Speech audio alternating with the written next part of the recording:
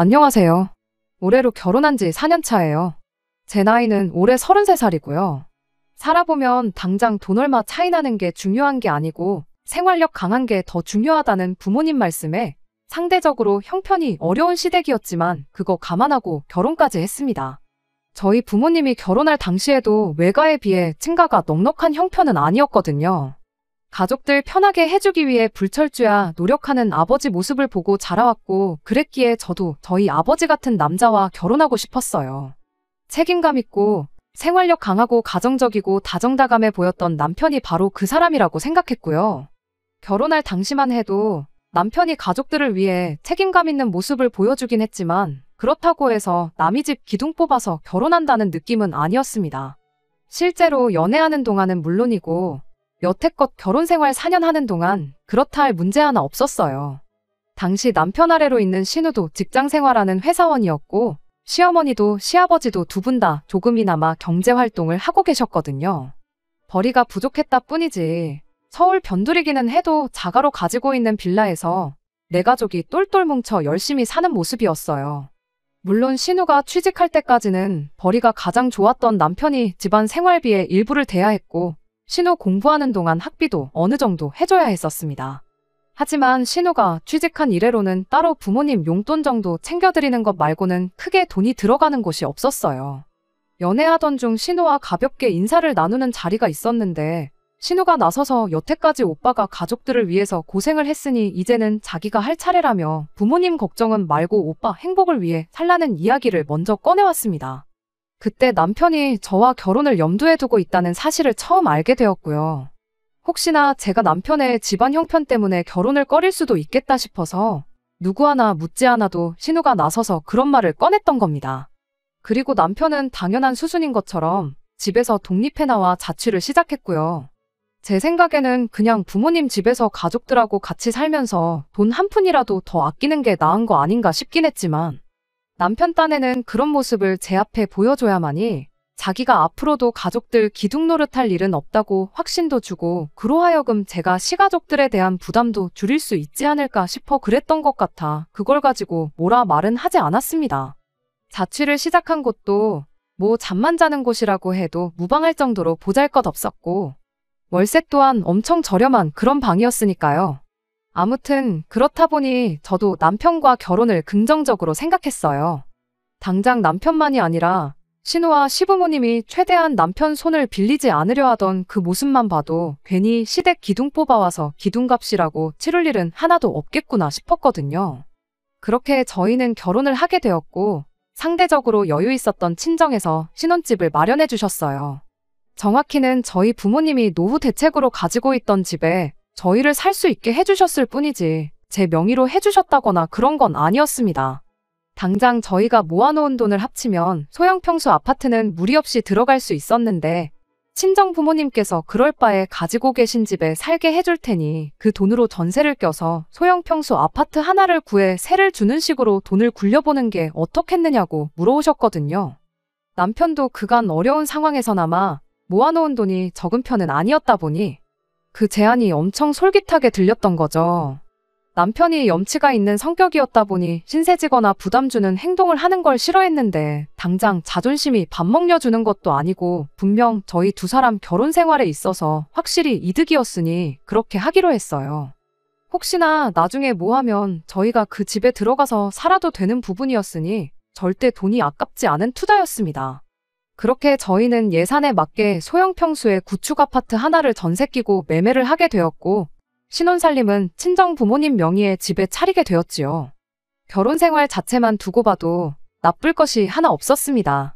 물론 그게 큰 신세를 졌다는 마음 때문에 그랬던 것일 수도 있지만 남편이 알아서 저희 친정 부모님한테 엄청 잘했어요.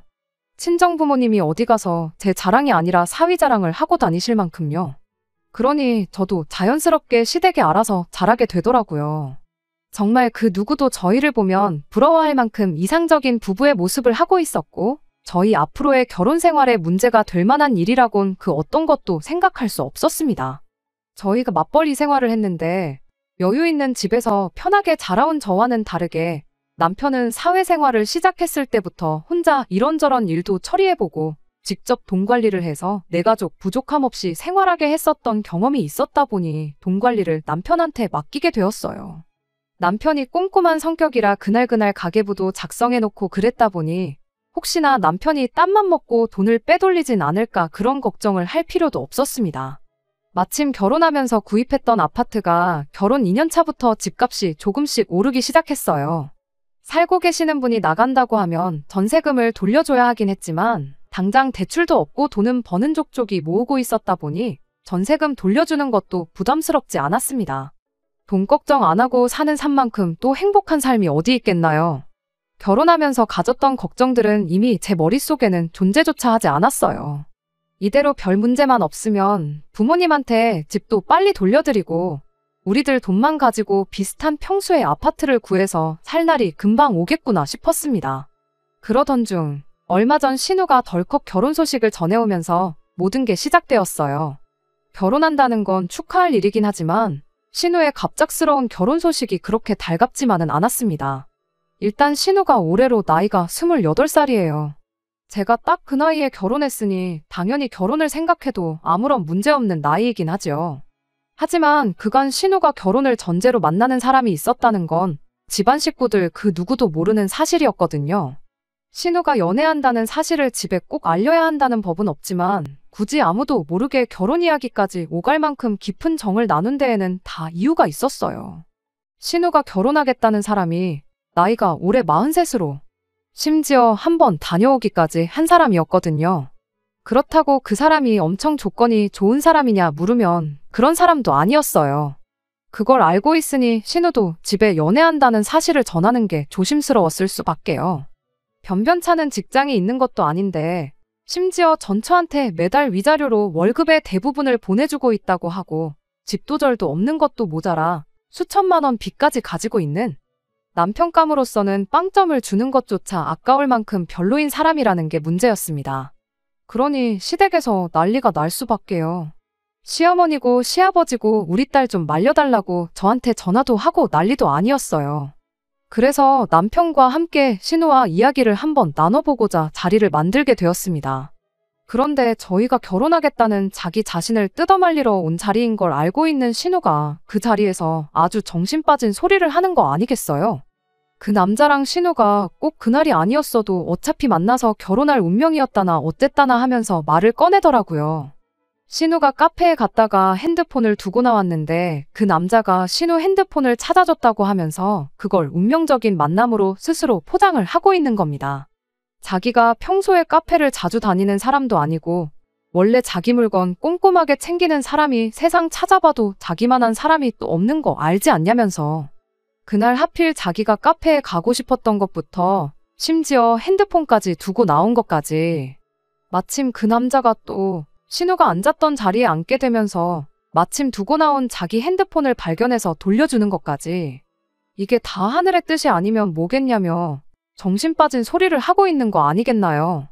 뭐 운명적인 만남이야 그렇다 쳐도 어머님 말에 의하면 결혼하겠다는 그 사람이 한번 다녀온 사람이고 이혼 때문에 집도절도 변변찮은 직장도 없고 뭐 하나 가진 것도 없고 심지어 전처한테 양육비까지 주고 있다고 하는데 그런 거 듣고 현실적인 생각은 한 번도 안 해봤느냐 했더니 그것도 계획이 있답니다. 그 사람이 지금 가게 하는 친구한테서 음식하는 걸 배우고 있대요. 그 친구가 홍대에서 가게를 크게 하고 있는데 레시피랑 이런 걸 전부 알려주기로 했다는 거죠. 그럼 그 남자가 그 기술을 배워서 미국으로 건너갈 생각을 하고 있다는 겁니다. 요즘 K-팝이니 K-푸드니 해서 미국 사람들이 아주 열광을 하는 거 알고 있지 않냐고요.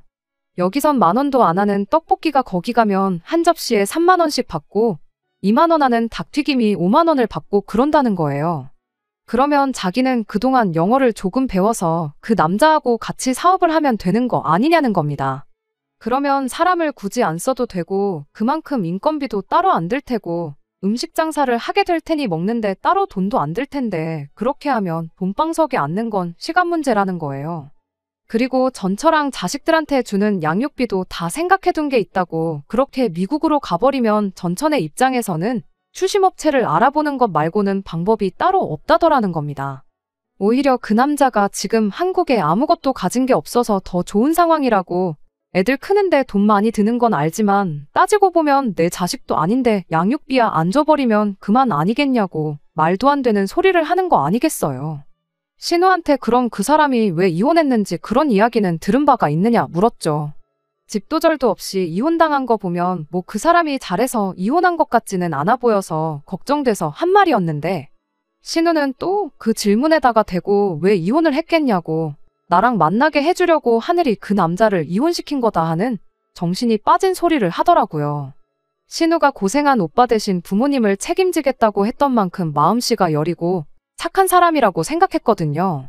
그런데 남편 덕에 고생을 안 한 만큼 착한 건 둘째 쳐도 세상 물정을 몰라도 너무 모르는 거 아닌가 싶었습니다. 오히려 제가 계속 다시 생각해보라는 듯이 이야기를 하니까 신우가 저한테 한다는 소리가 언니도 쥐뿔도 없는 오빠 만나서 결혼을 하지 않았냐고 하더라고요. 제가 아가씨 오빠랑 그 남자랑 상황이 같냐고 일단 나이부터 또래고 남편은 안정적인 직장도 가지고 있었고 그리고 그 힘든 와중에도 돈도 모으고 그야말로 비전이 있는 사람 아니었냐고 했더니 비전은 그 사람도 있다고 자기가 여태까지 그 사람의 인생 계획에 대해서 설명해주지 않았냐며 사람 만나보지도 않고 그렇게 조건만 듣고 속단하는 사람인 줄 몰랐다고 정말 실망이라고 한마디 쏘아붙이는 거예요. 암만 이야기해도 신우 눈에 콩깍지가 쉽게 벗겨질 것 같지는 않았고 일단 이 부분에 대해서는 남편도 시부모님도 같이 해서 가족들끼리 상의 한번 해보고 앞으로 어떻게 해야 할지 정하는 게 좋겠다 싶었어요. 그런데 어이가 없는 건 세상 물정을 모르는 건 신우뿐만이 아니라 내 남편도 마찬가지였다는 데 있습니다. 남편한테는 신우가 꺼낸 그 헛소리들이 꽤나 그럴싸하게 들렸나 봐요. 신우랑 헤어지고 집에 가는 길에 하는 말이 그래도 내 동생 한번 믿어주면 좋을 것 같다면서 정신 빠진 신우의 발언들을 두둔하고 있었으니까요.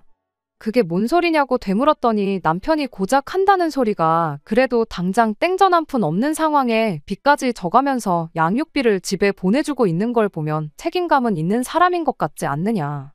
그리고 그 나이 먹고 친구 밑에 들어가서 직원으로 일하는 게 얼마나 자존심 상하는 일인 줄은 알고 있냐. 여자들도 물론이겠지만 남자들은 훨씬 더 그렇다. 그런데 그런 굴욕도 참고 일을 배우는 게 다 내 동생 호강하게 해주려고 그러는 것 아니겠냐며 그런 점은 높이 사줄만 하다는 겁니다. 왜 때문에 이혼당한 건지는 신우가 알고도 안 알려주는 건지 진짜 몰라서 안 알려줬던 건지는 모르지만 자세한 내막도 모르면서 이혼당한 그 사실까지도 말도 안 되는 이유를 가져다 붙여서 감싸주기까지 하더군요. 보통 이혼하면 당연히 남자보다 애 키우는 여자한테 유리하게 돌아가는 거 아니겠냐고.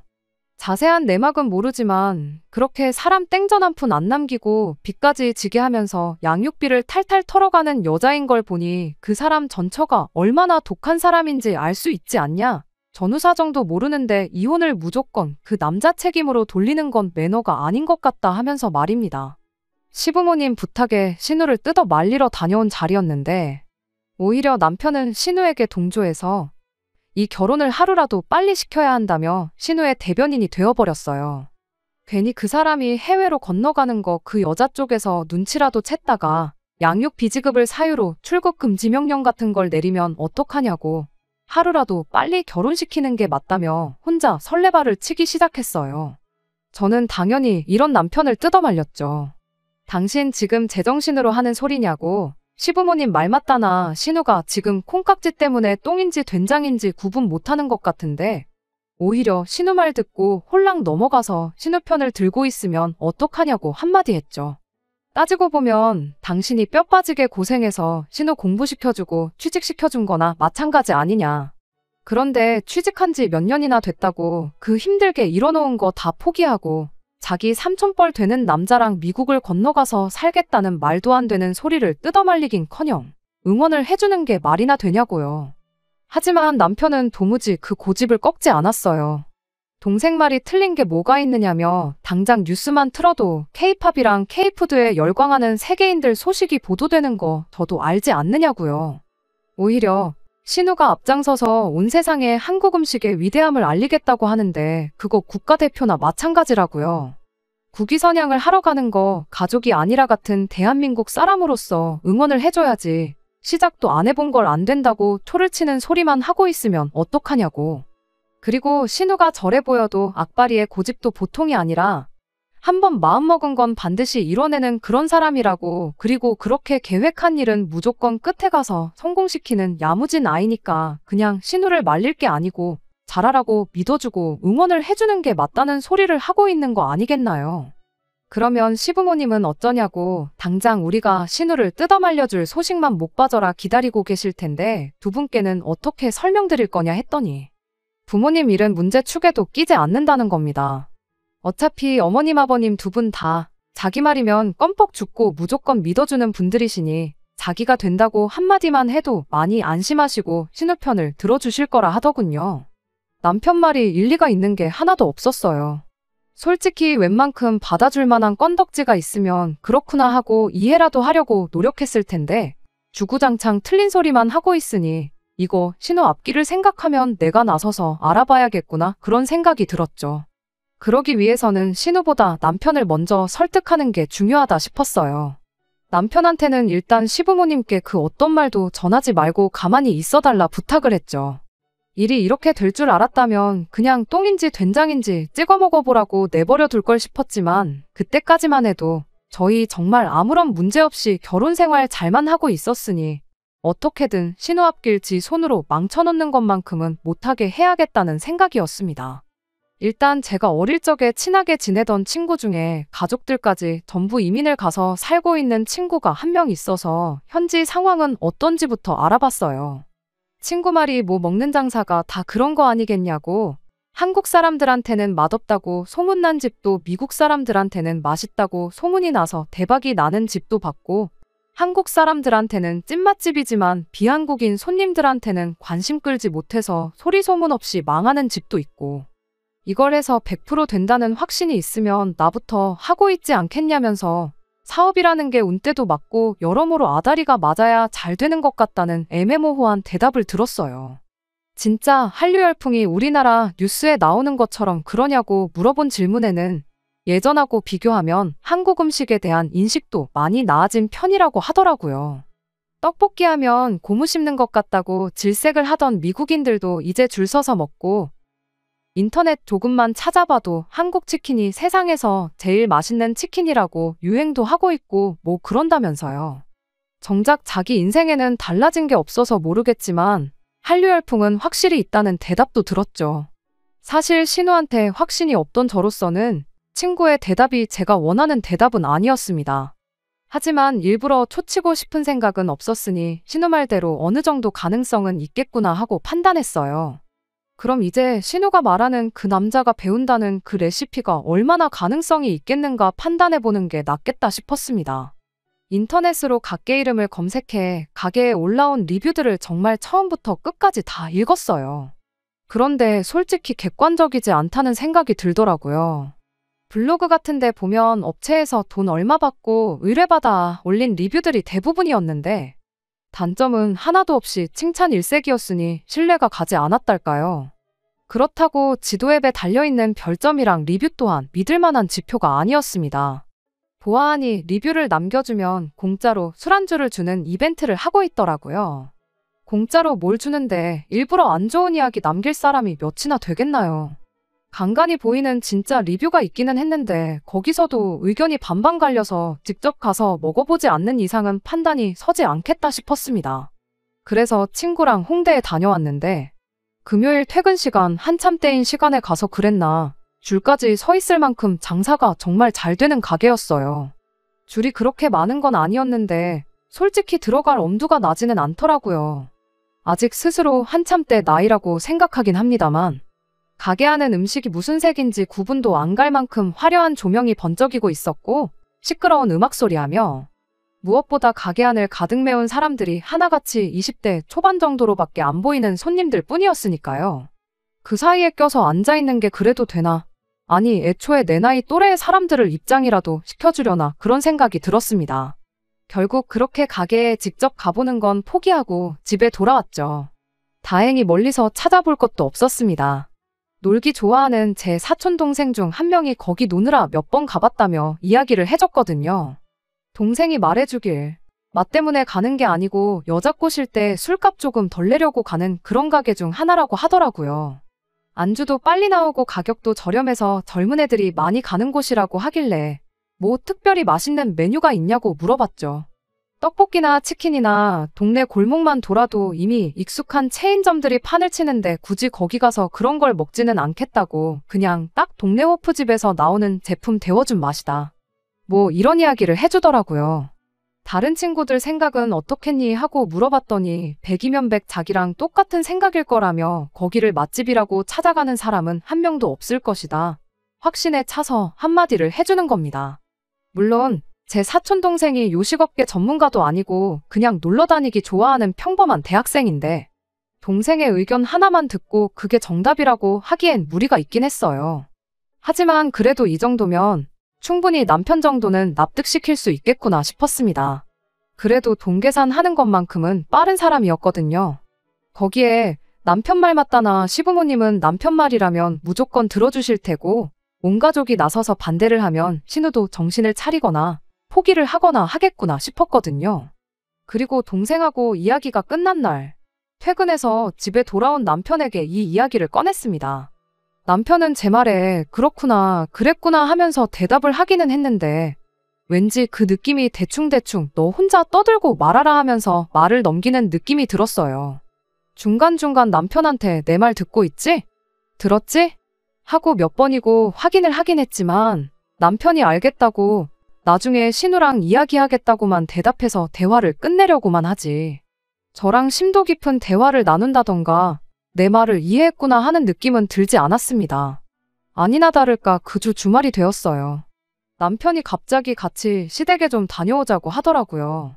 그때까지만 해도 이 자리가 신우를 뜯어말릴 수 있는 마지막 기회라고 생각을 했습니다. 그런데 그날 신우를 어떻게든 못 가게 막아야 한다고 생각하는 사람이 저 하나밖에 없을 거라곤 생각도 못하고 있었습니다. 시댁에 도착하니 이미 시부모님의 신우까지 다 같이 자리를 하고 앉아서 저희를 기다리고 있었어요. 그동안 제가 알아본 걸 꺼내고 자시고 할 것도 없었습니다. 대놓고 시어머니가 남편한테 모아놓은 돈이 얼마나 있느냐고 물어왔으니까요. 그간 돈 관리는 전부 남편한테 맡겨놓았던 게 그때 처음으로 후회가 되었어요.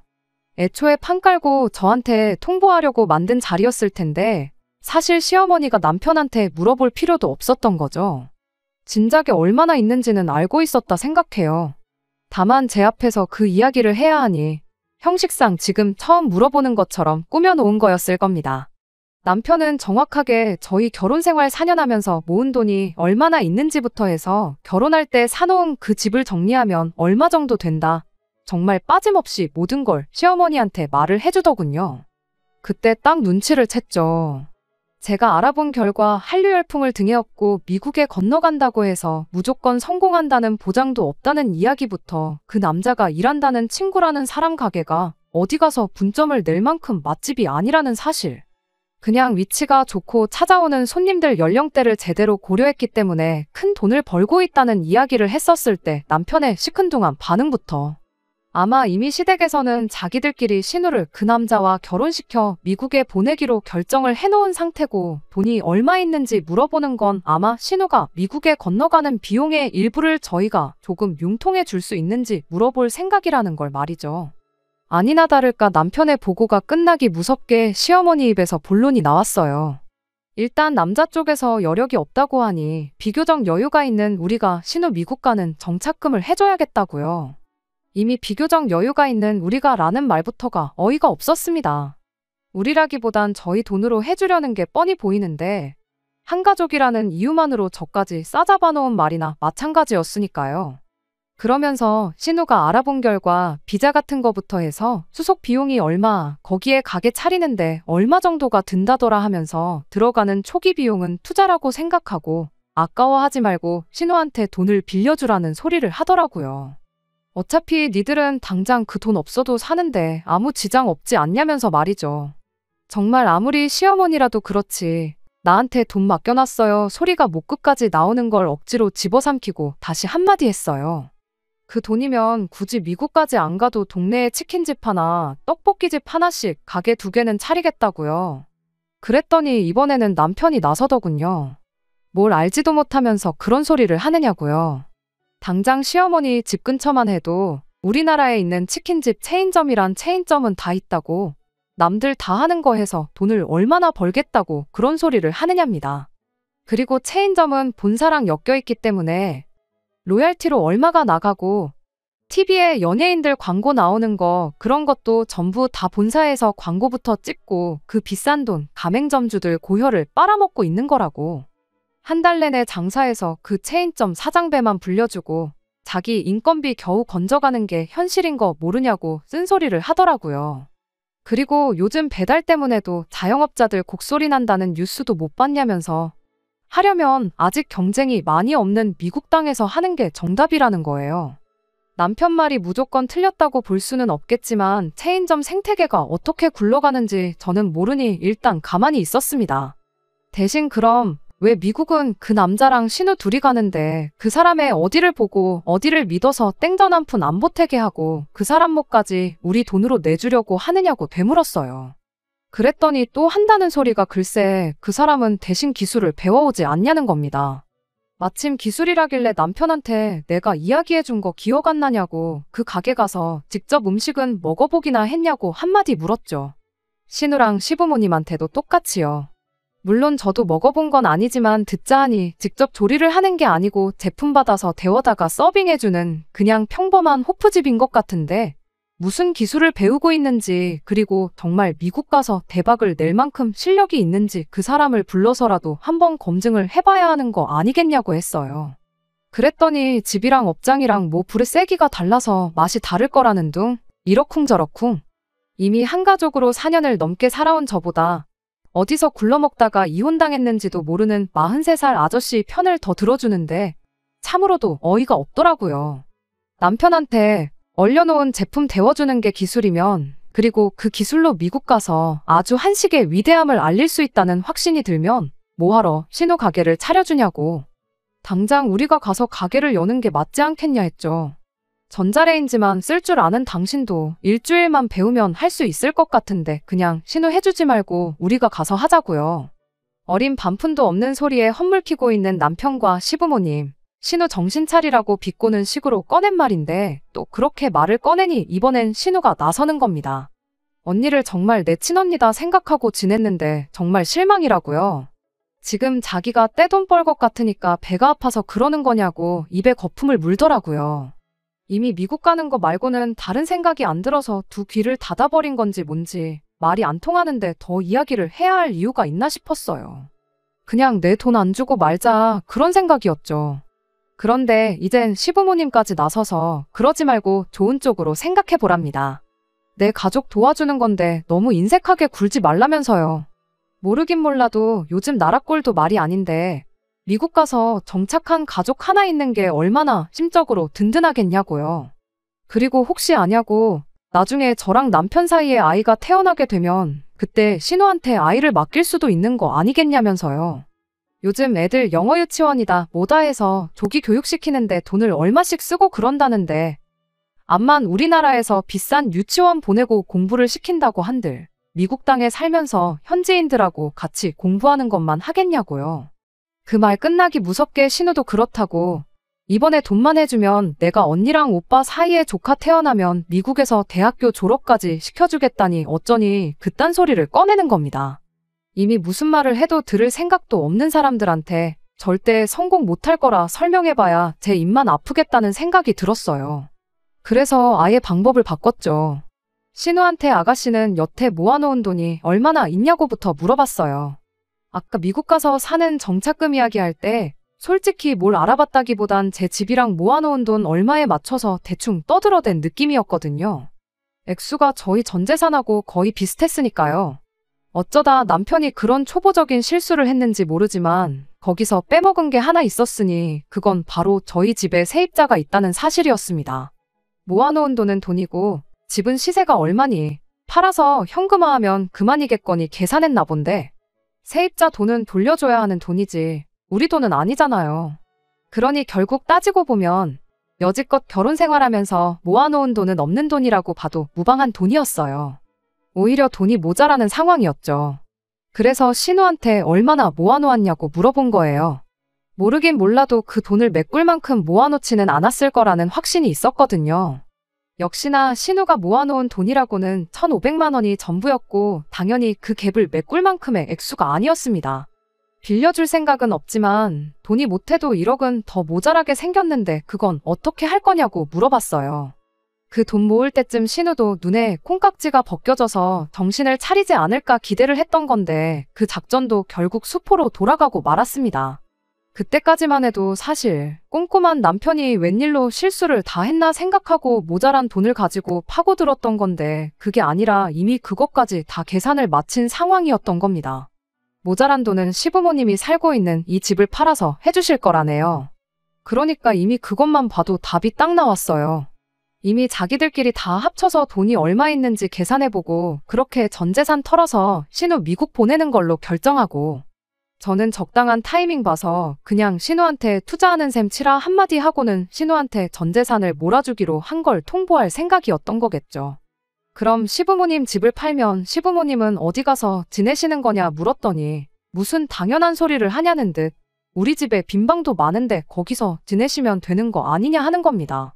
전 재산 털어서 신우 이민정착금을 내주자는 것도 어이가 없는데 그것도 모자라 이젠 시부모님 모시고 합가까지 하자고 하니 어이가 없어서 말도 안 나오더라고요.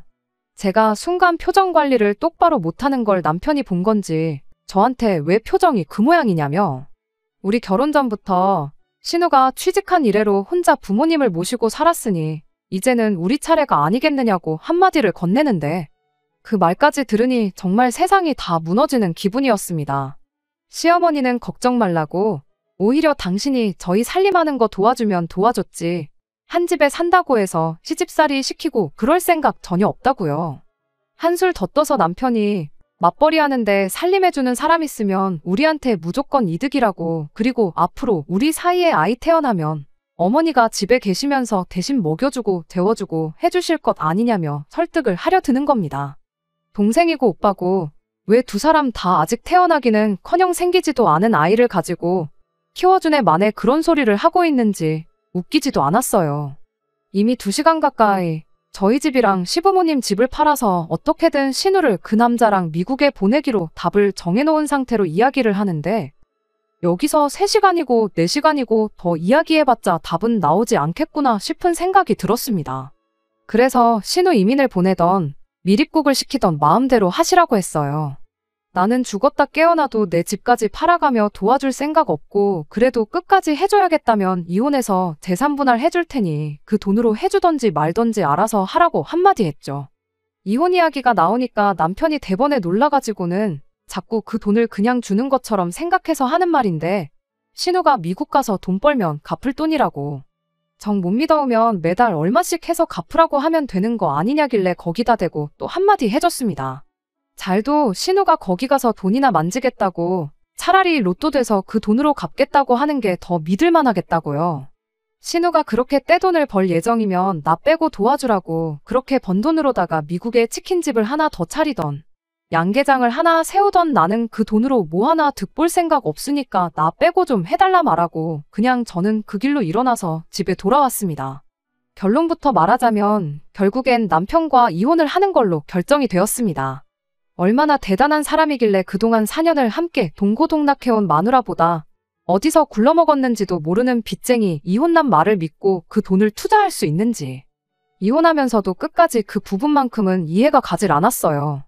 결혼은 거의 반반 결혼을 했고 솔직히 오른 집값하며 그 돈을 모을 수 있었던 데에는 친정부모님이 저희 살게 비워준 집에 공이 컸긴 하지만 괜히 남편이 6대4 나누는 건 인정 못하겠다고 5대5로 꼭 한 푼이라도 더 받아내겠다고 소송 걸고 질질 끌고 그러는 꼴 보기 싫어서 그냥 절반씩 재산 분할하는데 합의하고 이혼했습니다. 그러는 과정에서 시어머니가 급전을 마련한다고 요새 잘 나가지도 않는 빌라를 금매로 처분했어요. 그래도 돈이 모자라니 집에 있는 폐물 정리하고 있는 돈 없는 돈 다 끌어모아야 했고 남편은 퇴직금이라도 땡겨받아야겠다고 직장까지 그만두는 지경에 이르렀습니다. 정말 사람이 정신이 나가면 앞뒤분간 못하고 저런다는데 남편부터 시작해서 그 가족들이 전부 뭐에 홀린 사람 마냥 뒤는 생각도 안 하고 저러는 걸 보니 참 믿음이라는 게 무섭더라고요.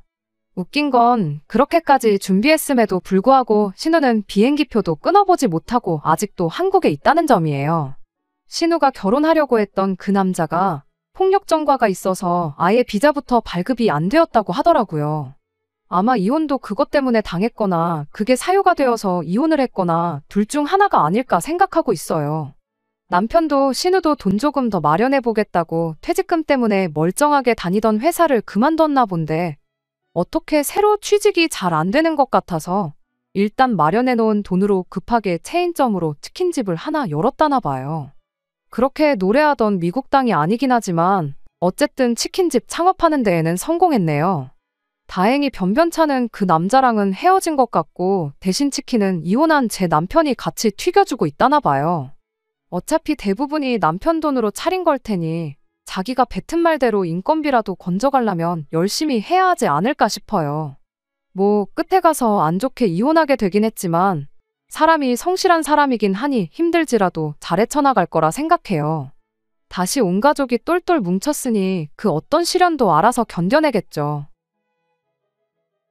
끝까지 들어주셔서 감사합니다. 오늘의 사연은 여기까지입니다. 구독과 좋아요, 알람 설정 부탁드리고 더 좋은 사연으로 다시 찾아뵙겠습니다. 감사합니다.